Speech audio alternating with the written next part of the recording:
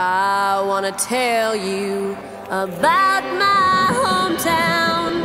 It's a dusty old jewel in the South Puget Sound, where the factories churn and the timber's all cut down, and life goes by slow in Tacoma.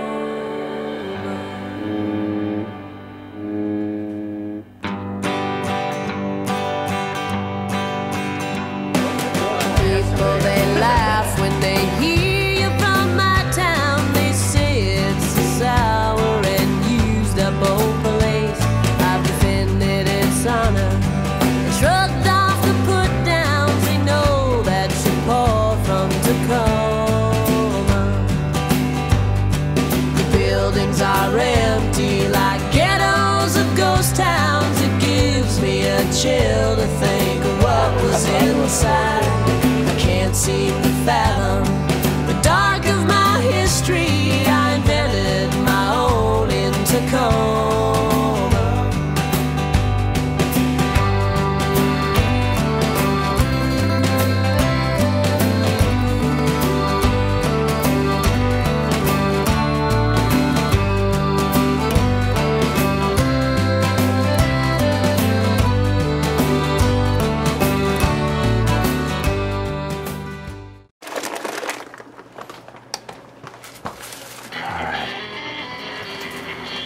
We're like considered a nano brewery, but we're considered micro by the government, but we're considered nano by drinkers.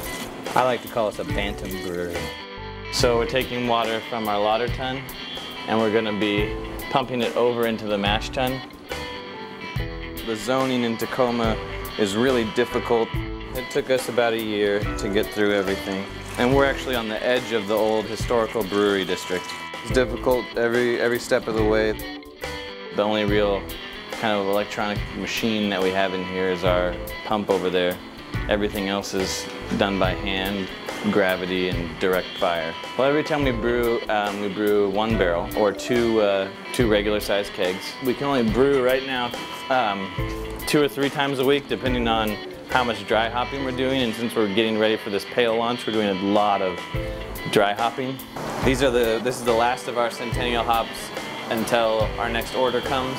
Centennial hops and Citra hops are all just gone. And yeah, you can't get them, so except maybe buying them retail, which is what we've been doing. Making tea is kind of the best analogy. It's a fancy tea bag, a big metal tea bag. My bag is tiny. That's our second hopping. It's like watching soup boil. That's one thing though, if you're ever feeling hungover, you can eat a bunch of yeast. All that vitamin B, man, it'll fix you right up. Clearly too hot. That's why. Shit. Come on. Scrubbing all these little circles. That's the first employee we hire is going to be solely to scrub this. I'm not a fan of cleaning forever.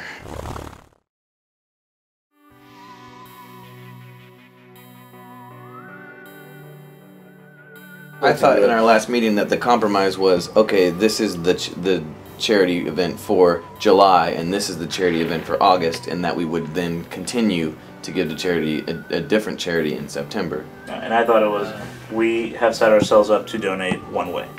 Every keg sale, $5. So it's like, this is something different. How are we going to then reconcile that with what we previously agreed to? We will then, on the next 26 sales, $5 out of each equals $130, or we pocket those $5 because we already gave this keg away, and that equals out. But again, if the three of you, if we come to, it's fine. I didn't understand. I thought we were doing it one way. That's all. And my only thinking is, if we were doing what it's going to do though is, I'm not going to really like giving away more kegs. The thing is, we got to come up with and decide about like as if we were doing every 26 sales. That's great in my opinion if we have a higher volume. If we don't, then it really appears that we're not giving very much, because we really aren't. I mean, I was okay with the idea because we have a built-in way where it's not gonna, hurt us, and I don't see why we would change that. A free keg is $130. The realization loss of 130 net. I think the worst thing we could do is say we're going to give to charity and then wind up not having any money to actually give to them. And I understand, like, yeah, the $130, we give away a keg to these guys, and that counts towards charity, sure, but I still think we should still be giving $5 from every actual sale anyway. I disagree. We are, but giving away is giving away. So if we make it up in, by then counting the numbers of sales afterwards to then equal that amount, then that's still the amount we would have given away from just those sales.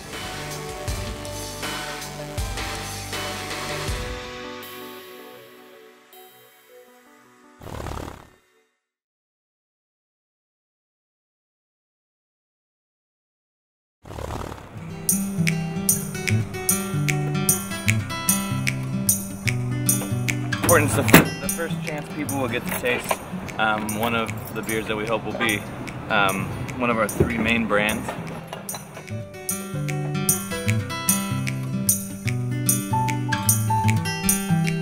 I want to look a little more professional. A lot of work goes into it, a lot of planning, and then in the end, hopefully we made a good product and everybody has a good time at the release and everybody can get some beer. We're kind of putting ourselves out there. This is our recipe, and it's the first time that everyone in Tacoma has a chance to get to try it.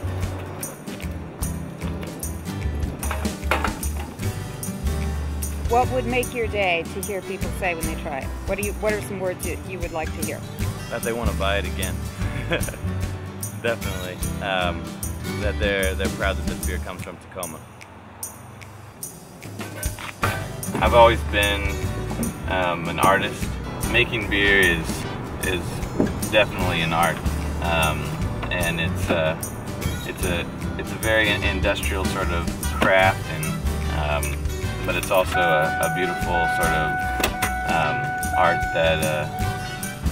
that takes a lot of time and energy to master, like any other art.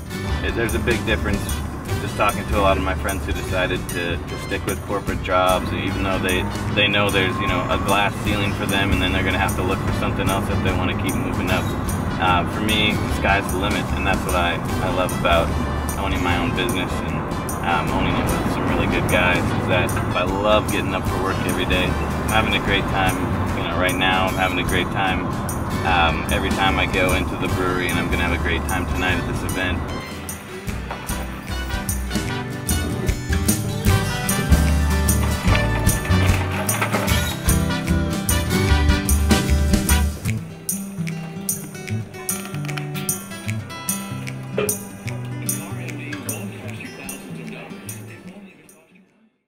Well, tonight we are releasing our Pinup Pale Ale.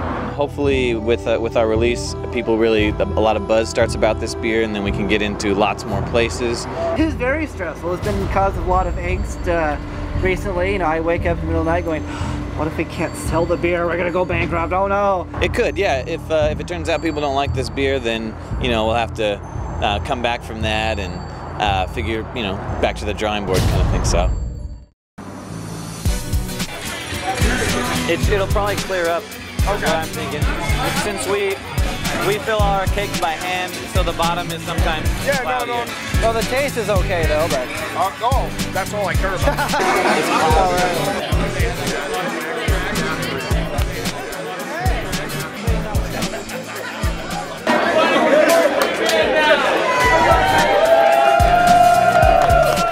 But I've known these guys since high school, so I get a pint of the porter and a pint of the Pinup too.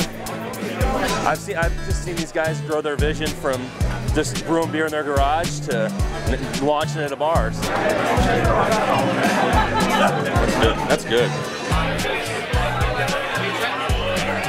Like a 6.5%, 7%. Oh my gosh, this is so good. I like it. I should bless it. Initially you get the taste from the hops, and then you get kind of that biscuity malt flavor, and that's very distinctive of pale ales. And then lastly you get the yeast flavor, which is how it finishes, and it's kind of sweet and chewy, like a really rich red wine kind of. I don't know, it has its own unique taste about it. It's just really good. I've never had a beer like it. It's a good beer. Really good. I'd buy it. I'd buy it in a heartbeat. I bought the pale ale. I had a taster of it. It was fantastic. I'm going over to a buddy at mine house and drink this beer. A gallon. I think it's going great. People like the pale, so I'm happy to see that people are enjoying it, saying it's good. It's great news. You know, but we really are just doing it. We're just 4 guys that love it. Now we decided to follow our dreams and open a brewery. And we're all excited to make good beer and bring this product into the world. Beer for us is all about trying different things, trying new things. So we're just trying to bring our product in and bring something that people haven't tried before. Some people say there's a beer for everyone. I say I wish they were all for me. What I hope this becomes is, who knows? I mean, just sort of ride it and see where it goes. Craft beer is a lot of fun right now. It's one of the few growing industries in our economy, and we're really excited to be a part of it.